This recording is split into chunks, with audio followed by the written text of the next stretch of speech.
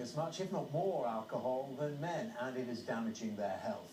Researchers blame the narrowing gender gap on a wine o'clock culture that's made it more socially acceptable for women to drink regularly at home, and the sale of cheaper and sweeter drinks which are targeted at women. Sky's Nick Martin reports. Britain's love of alcohol over the last 100 years is the story of a cultural revolution. From the working men's clubs of the industrial north, the binge drinking generation and the cafe society, one trend has emerged. Where men once dominated the drinking, women have caught up.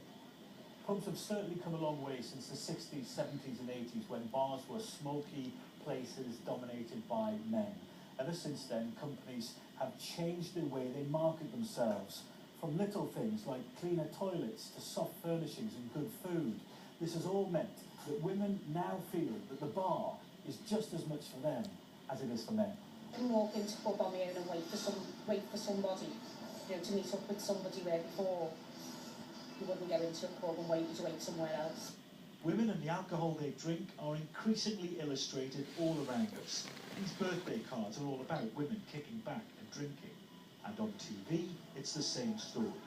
Bring the Breenie with Lambrini Cherry.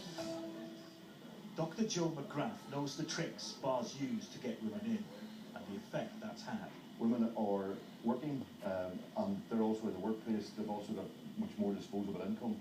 And overall society itself has changed towards drinking. And putting all of those factors together, I think it's this equality between men and women with regards to consuming alcohol.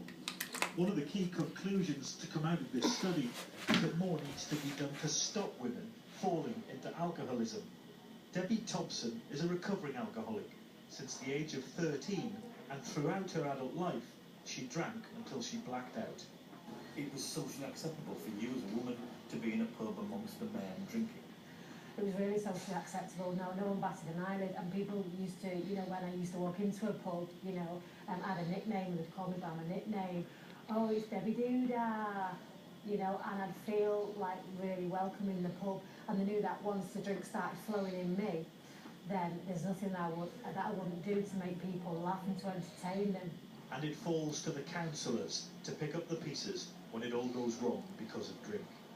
So we shouldn't be surprised that this report and other reports before it suggest that women are drinking just the same amount as men.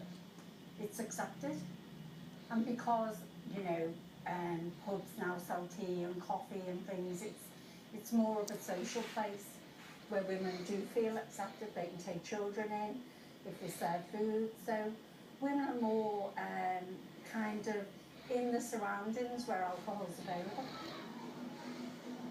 Millions of pounds have been spent trying to educate people about the risks of drinking too much. It's now an issue for men and women in equal measure. Nick Martin, Sky News, Liverpool. And this is Sky.